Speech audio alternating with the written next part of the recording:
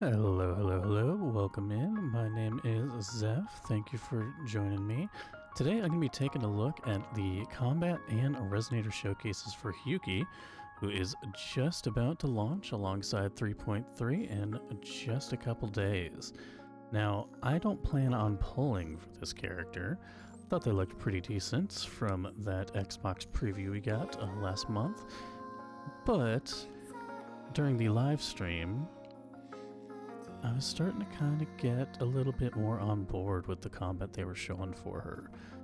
And I was getting a little nervous, because maybe they will sell me on this character. I don't know, but I'm definitely going to get a whole bunch more today. I'll also probably check out this second Void Matter Crisis video. I hadn't seen that one yet either. Throw that one in at the end. Now, the last time I did this for Sagrika, which is the only one I've filmed of these so far, I like to save them for me, would be Tuesday night, when both the combat and resonator showcases are available alongside the EP. Just kind of do it in one big thing.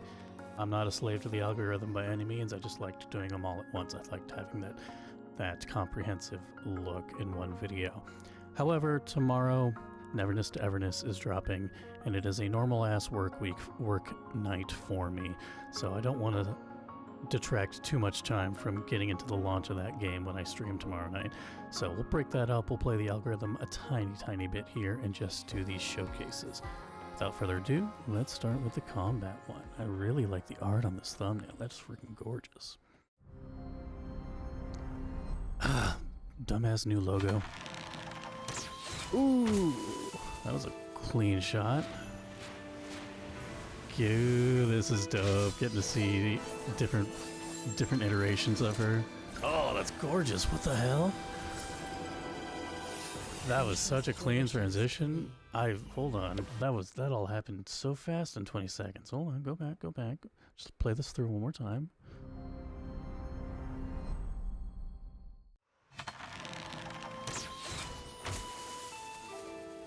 Archer, got the fan and the tea, a full-on gangster swordsman, the gun even, and the bell melting away. Ooh. Your days are numbered. And I noticed the music-wise, with this and with the little segment they showed for her convene, it's like a hip hop vibe are going for her. I like her ability to juggle that much off what appears to be a single rotation. She's really keeping them airborne. And granted, it's just a regular enemy, but still. Oh, that's a cool transition. Wish that was in game.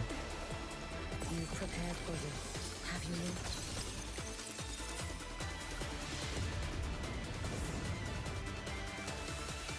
Whoa, the etching into...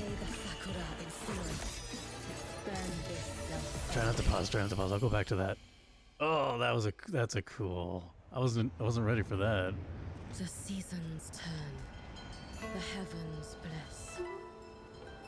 A little preview. Before them now, I offer this dance. God, her freaking eyes, man. There are a couple things I want to go back to here. Yeah, her combat, it's feeling about the same as I did in the live stream, which is better than my initial impression. I definitely want to get my hands on the gameplay in a couple days with her trial and see if I might cave before Denia comes out. But let's look a little bit more here at the combat. Your days are numbered. It definitely feels very single target oriented. I wonder how much AoE a couple of those bigger moves will have. That one seems to have okay. But that's very single target there.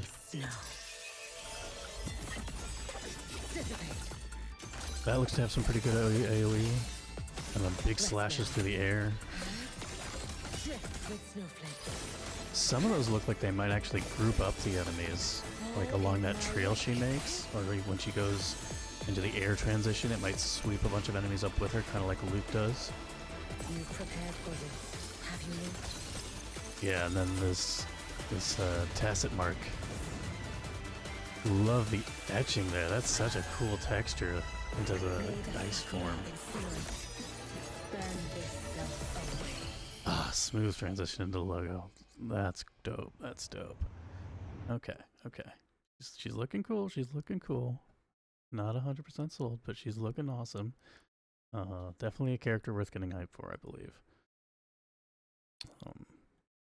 Now let's get to this. Oh, it's another long one. 5 minutes.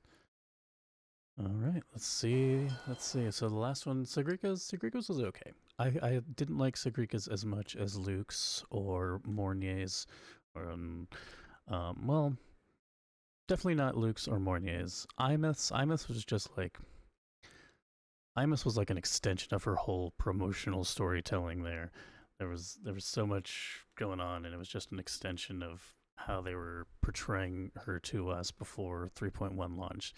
So on its own, I don't think Imith's is the best, but as a part of her greater promotional storytelling, it's definitely awesome. But let's see how this fares. I have stayed spoiler free all day, and I didn't even plan on watching this till tomorrow night. So let's see what they got cooking. Hiyuki, do you wish to become a Miko? Flowers wither, flowers I do love her voice. Thus I rise. Speak your wish. I was told life is like the seasons, an infinite cycle. This transition. Yet somewhere along the way, my world was reduced to fields of frozen white. It's going to be really interesting to see more on Asanohara. Wonder when we'll get that. Maybe bits of it here in 3.3 with some of her storytelling. The heavens bless. Before So we're gonna get some back and forth here. I offer this dance. We pray for warmth.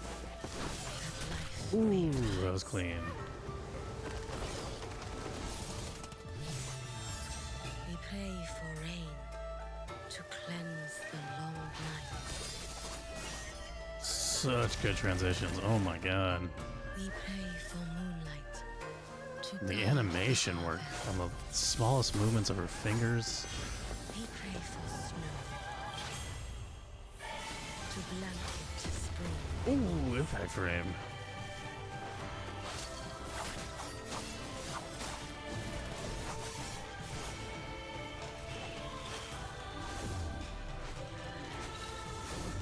Yet 1,000 prayers and wishes fall. Reminds me quite a bit of Jinshi. My life traded for a song of peace. The elegance. Still the dark ones never stay slain. 1,000 futures I have spent 1,000 futures. demanding this body, Whoa. demanding this life. Ooh.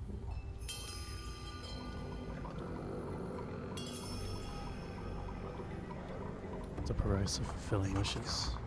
I seek your blessing. A year free from misfortune. Lady Miko, I seek your blessing. Peace and prosperity for our children. Lady Miko, I seek your blessing. An end to strife and misery. Lady Miko, Ooh. Lady Miko, are you truly willing to grant my wish, even if it drains your years, even if it burns your future? Holy shit. Yours was one of infinite, Whoa. yet all those futures. That ribbon texture looks awesome. The pattern.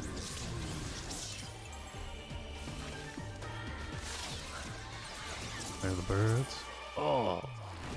Oh, they like split into like pillars. Oh, jeez. The only future left for you to witness the end. What on earth? What in the Junji Ito?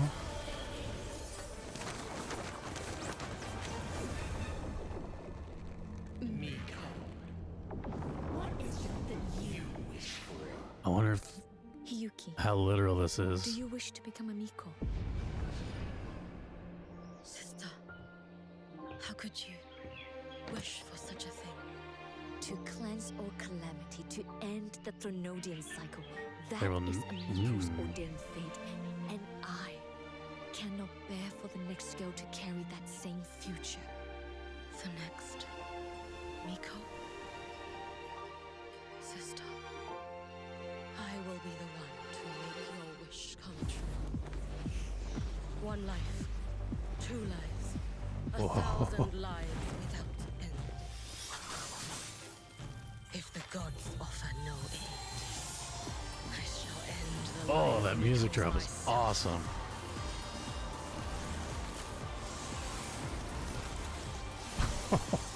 God. My wish, it is here, at the snowfield. Oh, the 2D texture there? Hell yeah. Amidst endless white, a flaming red kindles new life.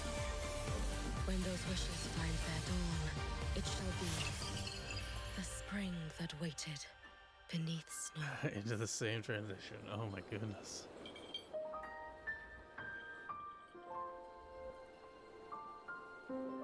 Your wish, I accept it. Wow. Wow. What a piece of art. Jesus Christ. There's yeah, I'm going to be rewatching some of this. Because I also need to pay attention to some of the dialogue more. Demanding this life. Demanding this life. It's reminding me a bit of Yuno and sort of the burden of Yuno's ability and the role that she took on. I'm seeing a bit of parallels there in terms of Kuro really liking to show how someone with extraordinary power has to carry that immense burden. And I really liked how that was portrayed in Yuno's story in the second part of 2.6. Probably my favorite aspect of that. And seeing how someone who does carry the immense power to potentially be able to at least somewhat literally grant people's wishes, the toll that takes on her personally, but also the burden of the role itself and what the ultimate goal of the role is. That the dialogue with the person that she was referring to as sister here, I'm very curious about. Blessing.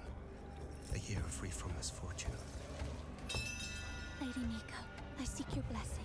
Peace and prosperity for our children. Lady Miko, I seek your blessing. An end to strife. Because I believe they straight up said that like she loses years of her life in the future with every wish she grants. Yeah, yeah.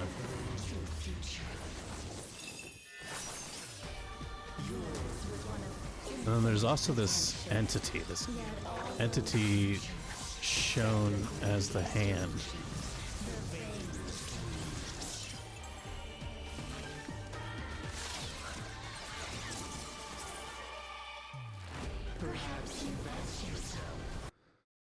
Oh, that texture on the hand is so cool.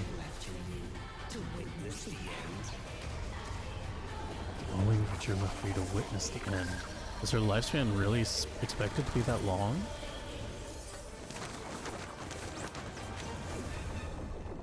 Because in the little, I guess, kind of story section, we got a little prelude to 3.3.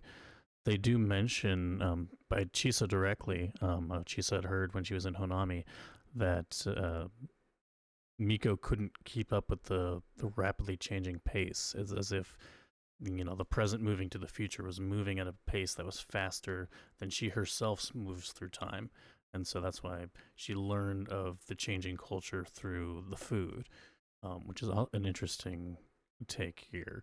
So even though she's draining years of her life through the wishes, her lifespan must naturally just be immense. But why? Is it? And it appears also through this that potentially taking on the role of the Miko is a choice. So if it's the choice she made to become the Miko, then what is granting her that ability? It may not just be an inherent resonant ability, a resonance ability, or awakening. That might, she might have the ice aspect of her abilities may just be her resonance and not the wish fulfilling aspect.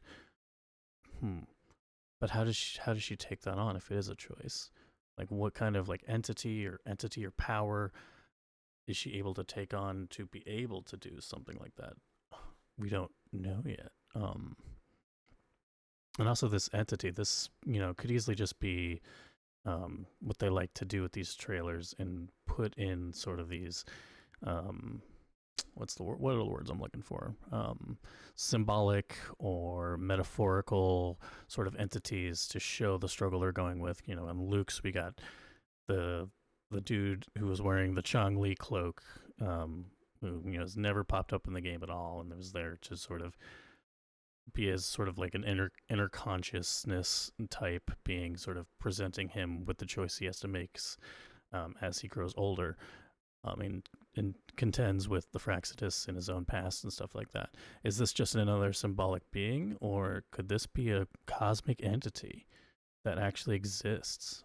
The latter I'd be pretty excited for. I like the sort of questions that they're posing to Hiyuki in this showcase, and it would be cool with us passing the Strider Gate, or passing through the Strider Gate in 3.3, that we get our first hints of maybe larger cosmic entities.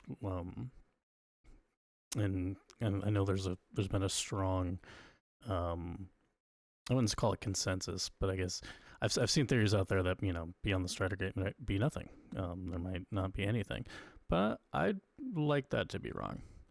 Let me hear some more of this. What is it that you wish for? Hiyuki, do you wish to become a Miko? Sister, how could you wish for such a thing? To cleanse all calamity, to end the Threnodian cycle. So that was the person she was referring to as sister. That was their wish, for there to never be another Miko. And which leaves Hiyuki as the last one, which means she can't pass on that ability if it is something that can be passed on.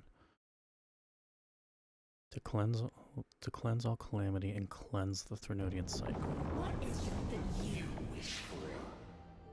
Hiyuki, do you wish to become a Miko? So was this the wish? Yeah. How could you? How could you wish for such a thing? For there to not be another Miko? To cleanse all calamity, to end the Threnodian cycle. That is a Miko's ordained fate, and I cannot bear for the next girl to carry that same future. The next Miko? Sister, I will be the one to make your wish come true. So that's basically agreeing to this person's terms to become the last Miko. At least that's what I'm getting, based on the context here. One life. I love the bass drop of that. 1,000 lives without end. So the way this is showing time and sort of the determination that Hiyuki makes in this moment, assumably in the past, perhaps this agreement they're forming right here and this passing of time here, maybe a naturally a single Miko's lifespan isn't crazy long or anything like that, but they do have the ability to grant wishes, and maybe there was a whole sort of gathering of them, collective group of them, probably not too many, but a significant amount that could all do this wish granting ability to some extent. But due to this quote-unquote sister's wish, Yuki is not only taking on the ability of the last Miko, but is inheriting those future lifespans that the other Mikos potentially had, all onto herself. Just an idea of what I'm getting at, what is being shown to me here. 1,000 lives without end. If the gods offer no aid, I shall end the line of Mikos myself.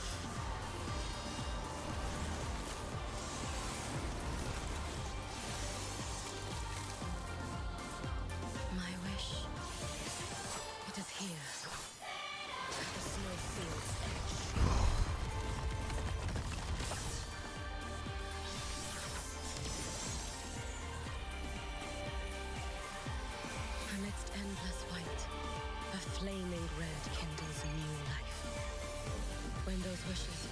dawn, it shall be the spring that waited beneath snow. Very cool.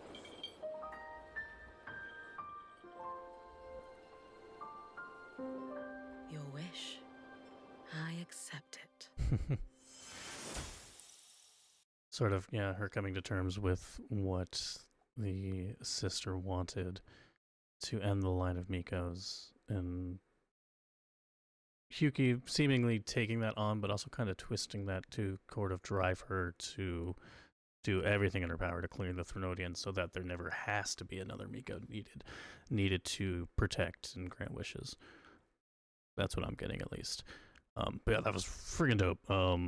That's an all-timer right there. The animation, the storytelling there, the visuals, the music, that's a whole package of a Resonator showcase right there. Awesome. As a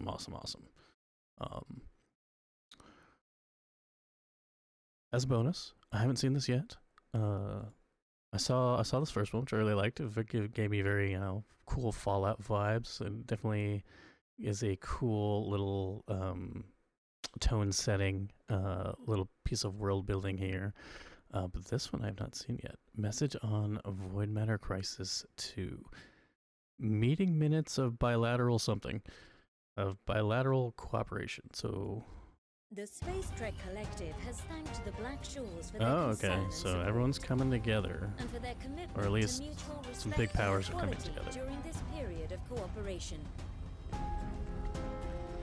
Next up, a status update for the regions of Lahai Roy. Overall void matter activity has intensified, with average concentration levels on the rise. Conditions on the Roya Frostland surface remain comparatively stable. Okay. Void storm Good. frequency has increased, particularly in densely populated Yeah, areas. yeah. Void matter spikes have been detected under the dimmer planes. The Where we're Space going Trek next? Collective's latest research suggests these activities are due to outside influence on the Threnodian Aleph 1. In response, we have initiated the pre-launch phase of the Duskvale plan. All safe route checks are scheduled for completion in 3 days. A formal request for assistance has been sent to the Black Shores. Calculations show that Duskvale is expected to temporarily restrain outside influence on the Threnodian. And is what? Is If Duskvale just necessary, Hiyuki? The Black Shores may be asked to handle post-Duskvale work. Okay. Some sort of Again, contingency they've we got, thank but the Black Shores for their didn't go into really understanding any and detail support. here. Okay. That one wasn't quite as interesting as the other one, but laying a little bit more groundwork. Not much of a long wait now, though. A little over a day, and we'll be playing it. I'll be there. I'll be there as soon as humanly possible. I'm excited, anxious, nervous for whatever 3.3 holds. I'll talk about it more on the launch day, but it's coming, guys. It's coming, and I'll be there. I'll be recording. I'll be streaming, and I'll be trying not to lose my mind during all of it. So yeah, you'll be there at 11 o'clock, 11 p.m. Pacific time.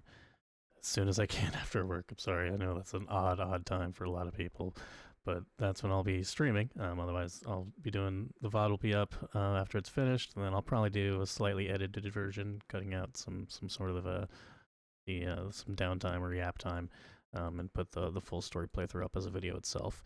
But yeah, hope to see you there. And if you watch this, definitely thank you for giving it a watch, and I'll see you next time. Bye bye.